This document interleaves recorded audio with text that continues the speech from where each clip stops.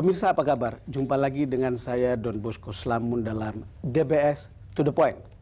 Kali ini saya berada di Markas Besar Kepolisian Republik Indonesia di Jalan Trunojoyo. Kenapa saya datang ke sini? Karena saya ingin bertemu dengan Wakapolri, yaitu Komjen Pol Badrodin Haiti. Beliau adalah calon Kapolri dan ini adalah saat-saat mendekati proses fit and proper test di DPR untuk mengetahui apa persiapannya, apa rencana-rencananya, bagaimana visinya, dan bagaimana jawaban beliau terhadap soal-soal aktual. Kita ikuti interview dengan saya berikut ini. Pak Badrodin, terima kasih sudah bisa menerima DBS To The Point di Markas Kepolisian ini. Anda sekarang waktu yang menentukan untuk menuju ke DPR, fit and proper test, Pak. Bagaimana persiapannya? Ya, mudah-mudahan tidak terlalu lama ini kita akan melaksanakan fit and proper test di DPR dalam rangka pengujian calon Kapolri. Persiapan sudah kita lakukan, kita siapkan juga memang visi misi yang memang merupakan jabaran dari visi pemerintah. Gitu, sehingga tidak menyimpang apa yang menjadi visi misi sebagaimana yang ditetapkan oleh pemerintah. Dari visi misi itu kita siapkan juga programnya, kita siapkan juga kegiatannya. Kita akan siapkan program-program prioritas yang harus kita lakukan pada 2015 dan 2016 nanti. Saya yakin Pak Badrodin sendiri pasti sudah siap ya, tapi saya kok melihat ada kan ujung-ujungnya kan apakah Bapak nanti diterima atau tidak di DPR, disetujui atau tidak di DPR kan? Dan belakangan ada sedikit perubahan peta politik di sana. Apakah Anda pikirkan hal-hal seperti ini? Ya, tentu memang politik ini kan dinamis. Beberapa situasi salah satu partai atau dua partai bisa mewarnai dinamika politik di DPR, dan itu bisa saja rekoset terhadap diri saya yang akan melaksanakan fit and proper test, tetapi juga bisa juga tidak. Pak Badrodin, tentu ya kita lihat dinamika ini, tapi kita kan kita menduga bahwa akan ada hal-hal yang banyak sekali dipertanyakan di dalam fit and proper test ini. Kan kita belajar dari sebelumnya. Ya, jadi memang yang materi pokoknya itu kan visi misi program dan kegiatan yang akan dilakukan, tetapi di luar itu tentu juga anggota Dewan yang di Komisi 3 tentu punya hal-hal yang lain yang bisa dipertanyakan kepada saya. Ya, karena kan saya mungkin akan melihat warnanya berbeda dengan Pak BG sebelumnya. Pak BG kan waktu itu ditetapkan sebagai tersangka, lalu kemudian fit and proper test jalan. Sementara Pak Badrodin, Pak BG tidak jadi dilantik, lalu kemudian menggantikan Presiden mempercayakan Anda untuk satu-satunya nama yang masuk ke sana. Tapi tentu akan ada pertanyaan-pertanyaan yang kalau itu personal, gimana persiapannya Pak Badrodin? Ya, kita segala kemungkinan kita siapkan. Kita siapkan apa yang akan dipertanyakan, kita juga sudah siapkan, apakah itu terkait dengan kedinasan, kegiatan di Polri, bagaimana nanti ke depannya Polri, ataupun mungkin hal-hal lain yang di luar itu yang mungkin ya bisa saja masalah-masalah yang sifatnya personal yang ditanyakan. Tadi Pak Badrodin menyampaikan visi dan misi lalu kemudian program. Saya kebetulan sedikit mendengar yang disampaikan oleh Pak BG ketika fit and proper test. Apa yang akan membuat perbedaan untuk Pak Badrodin? Saya tentu setiap orang, mungkin setiap perwira tinggi Polri itu melihat permasalahan kan cukup banyak. Betul. Cuman yang menjadi prioritas barangkali juga bisa berbeda, bisa juga sama. Oleh karena itu mungkin saya belum lihat mendalami persis, tetapi bisa saja ini ada yang sama, ada yang berbeda. Kita jeda sejenak dan kembali bersama saya dan Komjen Pol Badrodin Haiti dalam DBS To The Point. Pak Badrodin tadi sudah menjelaskan kira-kira apa yang mau dibawa ke DPR. Kalau Anda mengkristalkan gagasan Anda kemana polisi itu dibawa ke depan, apa saja sebetulnya? Tadi sudah saya sampaikan bahwa program-program prioritas itu ada kira-kira 10 program prioritas. Tapi intinya sebetulnya adalah bagaimana Polri itu meningkatkan soliditas internal. Karena ini bagaimanapun juga yang permasalahan selama ini terjadi antara Polri dengan KPK juga mendegradasi soliditas internal. Okay. Walaupun mungkin kadarnya bisa berbeda-beda, tetapi itu perlu kita utamakan agar anggota Polri seluruhnya bisa konsentrasi. Kelihatannya soal kemarin itu sampai ke bawah begitu sehingga diperlukan sebuah soliditas begitu, Pak Badrudin? Tentu tidak sampai ke bawah. Ada dua dampak yang kita bisa identifikasi. Yang pertama soliditas internal, tetapi itu pada level di Mabes Polri. Di kewilayahan tidak ada pengaruhnya. Kemudian yang kedua adalah kepercayaan publik. Ini juga menjadi satu concern saya untuk bisa kita tingkatkan. Oleh karena itu program yang pertama itu adalah bagaimana kita membangun soliditas internal. Nah, kemudian yang kedua ada profesionalitas. Profesionalitas ini sebetulnya pertanyaan yang panjang. Karena itu kita contoh saja misalnya dalam penegakan hukum. Selama ini komplain-komplain masyarakat terhadap Polri sebagian besar 80% itu terkait dengan masalah penegakan hukum. Nah, di mana kita harus perbaiki? Salah satunya adalah sumber daya manusia. Betul. Nah, penyidiknya ini yang harus kita perbaiki. Nah, sebelum Anda teruskan dan lanjutkan, cerita bagi masyarakat sederhana atau masyarakat seperti saya kan sederhana, Pak. Itu kalau kita bicara polisi yang profesional, kalau saya berurusan perkara di polisi, jangan soal ayam yang hilang, lalu kemudian biayanya sapi. Lalu kemudian soal lalu lintas yang nyaman, tidak ada pungutan dan seterusnya.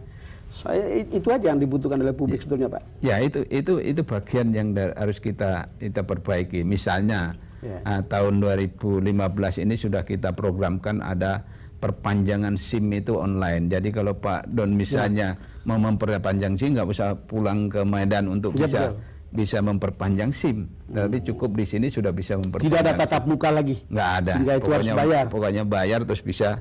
Ya ada, tapi bayar di bank sudah bisa nanti untuk bisa diproses perpanjangannya. Itu tidak perlu pulang ke tempat asalnya. Nah, itu salah satu yang nanti jadi program.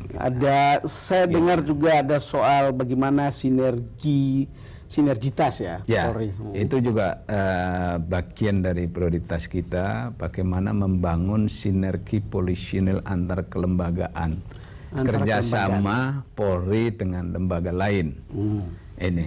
Ini yang harus kita lakukan, baik dengan aparat penegak hukum maupun dengan lembaga pemerintah yang lain. Jadi konkretnya seperti yang sudah jalan sebelum ini lah, walaupun ada rame-rame begitu dari Polri, Kejaksaan, KPK, begitu maksudnya? Iya, betul. Jadi kan sebetulnya penegakan hukum itu juga tidak bisa dilakukan sendiri-sendiri, harus juga ada satu kerjasama yang baik antara aparat penegak hukum. Kalau Polri dengan jaksa tidak bekerja dengan baik itu nggak bisa diproses. Betul. Hukumnya. Demikian juga dengan KPK. Selama ini keberhasilan KPK adalah keberhasilan kita juga, karena memang personil yang di KPK itu kan juga personil Polri juga, penyidiknya sebagian dari Polri. Di daerah itu melakukan satu penindakan juga memerlukan tenaga Polri. Nah, ini juga kan harus ditingkatkan ke depan. Cuman kan begini Pak Badrudin, hal-hal seperti ini, apakah profesionalisme polisi, soliditasnya, sinergi tadi, polisi itu sebetulnya sangat dekat dengan publik. Urusan kita sehari-hari begitu.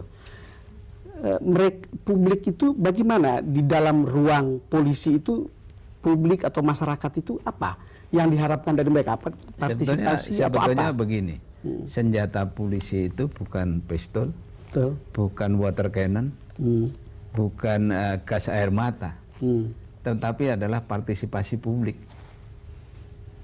Partisipasi publik itu yang baik, sehingga kalau kalau polisi sudah bisa membangun partisipasi publik dengan baik, itu sebetulnya sudah bagus sekali. Pasti ada di situ kan terkandung juga kepercayaan masyarakat. Ya, Nggak mungkin bisa terbangun satu partisipasi yang baik kalau tidak ada kepercayaan masyarakat. Soalnya Gitu. justru di situ, Pak. Iya. Gampang untuk mengatakan bahwa partisipasi masyarakat, tapi kalau saya lihat nih, itu seperti polisi ada di seberang yang lain, publik ada di seberang yang lain. Nah, ketika melihat oleh karena itu beberapa ke depan kenyataan itu harus kita bangun. Wajah polisi itu ada dua. Wajah yang ramah, ada wajah yang sangar. Weh, wajah yang ramah dan wajah yang sangar. Seperti apa itu gambarannya? Yang sangar itu wajah penegakan hukum. Jadi masyarakat itu tahu polisi itu seolah-olah penegakan hukum saja. Yang selama ini tampak. Sedangkan wajah yang ramah itu yang harus dibangun dan harus diperbanyak. Itu tujuannya untuk mencegah kan.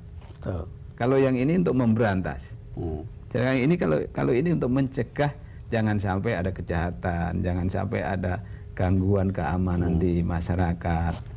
Nah itu sebetulnya. Saya yakin Bapak ada dapat pelayanan, ada perlindungan, ada pengayoman itu. Saya baru tahu pentingnya polisi ketika ada kerusuhan, Pak. Ya. Jadi saya baru tahu, saya lagi butuh. Tetapi yang saya katakan adalah begini, pasti Bapak sendiri dapat laporan dari bawah tentang semua situasi. Seperti kata Bapak tadi, ada wajah penegakan hukum yang kemudian dalam tanda kutip sangar, maksudnya tentu tegas gitu. Yeah. Sementara ada wajah yang bersahabat karena dia ada di antara masyarakat begitu. By feeling aja, kalau Bapak lihat sebagai calon Kapolri tentu bisa lihat wajah yang kedua ini seperti apa sekarang kualitinya menurut wajah yang penegak hukum. Bukan wajah di mana polisi itu bersahabat dan itu menjadi bagian dari itu masyarakat. yang harus kita prioritaskan. Bagaimana polisi membangun komunikasi dengan masyarakat. Oleh karena itu kan strategi-strategi yang sudah kita lakukan selama ini kita harus tingkatkan, kita harus fokus pada itu, yaitu masalah perpolisian masyarakat. Ini sebetulnya kan masalah bagaimana anggota Polri berkomunikasi dengan masyarakat untuk bisa menemukan masalah di masyarakat, kemudian bagaimana menyelesaikan problem itu Polri dengan masyarakat juga. Pemirsa, kami akan segera kembali. Kita lanjutkan perbincangan kita dengan Wakapolri Komjen Pol Badrodin Haiti. Pak Badrodin, isu yang sekarang sudah mulai dingin dari panas-panas sebulan yang lalu, itu adalah soal hubungan KPK dan Polri yang kemudian dikenal dari seberang sana dibilang ada kriminalisasi. Lalu kemudian ada cerita dari versi kepolisian atau setidak-tidaknya yang saya dengar dari berbagai kalangan lain adalah ada juga kerjasama. Tapi itu tergantung dari sudut pandang mana kita. Situasinya sekarang ini hubungan KPK Polri itu seperti apa? Yang pertama saya ingin sampaikan bahwa saya tidak sependapat dengan istilah kriminalisasi itu.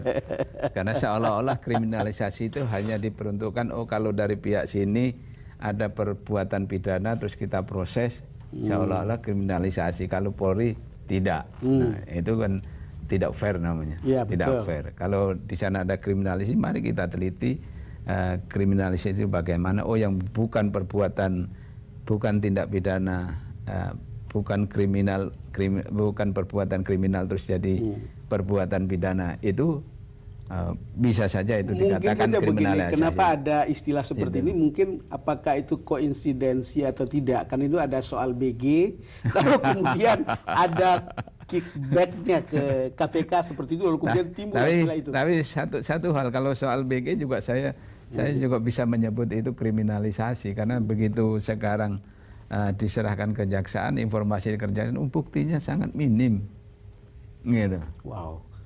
Itu apakah Nanti karena apakah karena belum diserahkan semuanya, atau memang yang ditemukan baru sebatas itu. Tapi kalau sebatas itu kok kenapa bisa ditetapkan tersangka? Nah, itu kan penyerahan itu sendiri juga menjadi bukan saja problem yuridis tapi juga menjadi problem politik. Iya. Ya, benar. Yang kemudian orang mengatakan, wah, ini sih nanti jeruk makan jeruk, kira-kira begitu kan? Bagaimana Pak? Jadi ya tidak, karena itu dilandaskan satu kesepakatan. Memang dari putusan pra peradilan itu bahwa Pak BG itu kan ditafsirkan bukan penyelenggara negara dan bukan penegak hukum, sehingga KPK tidak punya kewenangan untuk menangani kasus seperti ini. Itu debat yang lain lagi ya, tuh Pak Badrudin. Oke, kasus seperti ini. Oleh karena itu kesepakatannya ini mau diserahkan ke polisi atau serahkan ke jaksa. Nah, akhirnya disepakati serahkan ke kejaksaan. Nah, itu yang terjadi. Sekarang kembali kita ke hubungan KPK dan Polri, Pak. Hubungan KPK Polri. Dingin, panas, suam-suam, kuku gitu atau bagaimana? Saya berharap ke depan ini kita bangun satu kerjasama yang baik lah. Korupsi ini tidak bisa diberantas oleh KPK sendiri, juga tidak bisa diberantas oleh Polri atau kejaksaan. Tetapi kalau kita bisa kerjasama dengan baik, itu akan lebih efektif. Lebih efektif. Dan kerjasama itu dengan baik. Selalu begini Pak, tentu saya juga sepakat dengan itu, tapi juga ada pikiran, ada check and balance. Kan ini kan cerita, kerjasama, nanti yang KPK mungkin akan akhirnya lebih surut ke belakang karena pengaruh Polri atau kejaksaan. Bisa juga kan begitu, sehingga case-case yang berkaitan dengan itu akan tidak se-clean atau clear seperti yang dijalankan oleh KPK sebelumnya. Kan itu kan ada pertanyaan. Bisa saja, tapi tergantung pola hubungan dan kerjasama pola itu hubungan sendiri. Dan kerjasamanya. Nah, kalau selama ini misalnya, istilahnya kalau di Polri, selama ini kok disasar Polri saja. Apa polisi tidak bisa menyasar ke sana? Kan ininya kan begitu. Kalau memang itu diketemukan atau berdasarkan laporan itu sendiri, ya oke, go ahead. Tapi kalau memang diarahkan ke sana atau diarahkan ke sini kan masing-masing nanti tidak bisa kerjasama dengan baik. Akhirnya terjadi satu pertentangan yang juga bisa mengarah pada konflik yang berulang. Kembali kepada pertanyaan saya tadi, ini suam-suam kuku masih panas atau sudah dingin sebetulnya? Iya. Sebetulnya masih ada lah, dampak itu masih ada. Oleh karena itu kita harus bangun ke depan ini lebih supaya cepat selesai. Nah, KPK juga mengharapkan bisa cepat selesai, kita juga mengharapkan cepat selesai, kita bangun satu kerjasama yang baik. Karena ada cerita juga di luaran, begitu yang saya dengar. Katanya supaya bagus itu ada barter. BG kembali ke kepolisian, kejaksaan, tapi kemudian AS dan BW nggak, ya selesai di situ kasusnya. Kira-kira begitu kan, itu kan ada cerita-cerita yang kalau barter saya pikir tidak ada, karena kita dari awal sepakat bahwa penyelesaian itu harus dalam koridor hukum, tidak boleh di luar itu. Nah, oleh karena itu tadi saya katakan, kalau misalnya kasusnya BG diserahkan kepada kejaksaan, itu bukan karena dibarter, tapi karena memang KPK ini berdasarkan putusan pra peradilan tadi tidak berhak lagi menyidik kasus itu. Betul. Gitu lah. Ya, kasus itu yang benar. Nah, kemudian kasus BW dan AS, kasus AS dan BW tetap harus dilanjutkan sampai ke kejaksaan, nanti kejaksaan ke pengadilan. Negara bukan terus diselesaikan di. Jadi yang sekarang ini adalah penghentian sementara atau penundaan. Penundaan. Sorry. Itu bukan penghentian, penundaan. Sehingga mudah-mudahan bulan depan sudah bisa dilanjutkan proses hukum. Ini menjadi makin menarik, karena kalau lihat tadi saya dengar dari Pak Badrudin tadi bahwa setelah lihat pemeriksaan di kejaksaan, buktinya sangat sedikit tentang BG. Artinya tidak meyakinkan. Tapi pertanyaannya, apakah karena data belum semuanya sampai ke sana, atau memang cuma begitu? Kalau seorang calon Kapolri mengatakan begitu, apa artinya? Ya, artinya berarti kalau saya melihat fakta yang ada berdasarkan informasi yang kita masuk, ya informasi ini kan juga bisa distorsi, gitu loh. Tapi berdasarkan masuk, kita tanyakan, ya masih minim untuk bisa ditetapkan seorang sebagai tersangka. Ini informasi yang kita terima. Saya sendiri kan belum meneliti berkas itu. Kalau tentang BG masih minim. Makanya saya katakan, apakah karena memang belum diserahkan semuanya, atau memang temuannya sebatas itu. Kalau tentang BG masih minim Pak Wakapolri. Kalau tentang BW dan tentang AS apakah tidak minim? Enggak. Jadi begitu kita selesaikan mungkin tidak kita lanjutkan penyidikan mungkin tidak antara lama sudah bisa serahkan ke kejaksaan. Saya ingin satu pertanyaan. Apa artinya ketika kemudian Bapak ke Istana Bogor bersama Pak Abraham Samad pada waktu itu, lalu kemudian setelah itu Presiden keluar bikin press conference untuk mengatakan tidak boleh ada kriminalisasi. Apa artinya, Pak Badrodin? Ya tentu kan pasti kita akan melaporkan kasus-kasus yang kita tangani. Nah, kriminalisasi ini kepemahaman kita Polri itu bahwa perbuatan itu bukan perbuatan pidana tapi Dipidanakan proses secara pidana. Itu yang pemahaman saya, pemahaman saya. Sehingga kalau itu yang dimaksud, kan berarti kalau memang itu perbuatan pidana kan boleh-boleh saja. Ya, kita akan lanjutkan perbincangan kita setelah ini.